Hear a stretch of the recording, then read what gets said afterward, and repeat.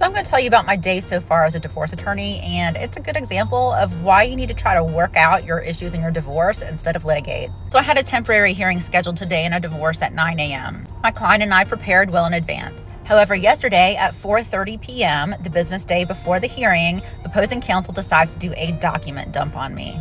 They had responses to discovery that they chose to not provide in their initial responses and then dump it all on me the night before the hearing. And when I started looking at these documents, I really needed time to go through these hundreds of pages before having a hearing. You have the option to ask for a continuance in this situation, but sometimes a continuance will leave your client in a bad position and they really need this to be heard now.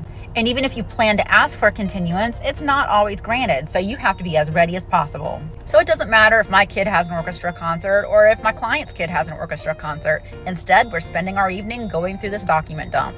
My client did decide that they wanted to ask for a continuance, but we needed to be as prepared as possible just in case. So I was up until 2 a.m. prepping, then set my alarm for 5 a.m. to do more. Get to court at 9 a.m., sit there for an hour billing my client while we wait on our case to be called, and then we're called and I'm able to argue my motion for continuance. The judge agrees with me, gives the other side a hard time, and then resets the hearing for 2 months from now. So both parties had to pay their lawyers to drive to the courthouse, sit around for an hour just to get reset. And this kind of thing happens all the time with litigation. Maybe it's not documents from the other side coming in late, but the other side might have a conflict, meaning another hearing is scheduled at the same exact time as your hearing. So you sit around waiting on the other lawyer or it's reset. Something else that happens is there are too many cases on the judge's calendar and the judge can't get to all of them in one day.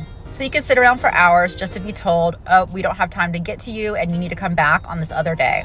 Litigation is inefficient and very expensive, and this is why I encourage clients use alternative dispute resolution, and court needs to be the last option.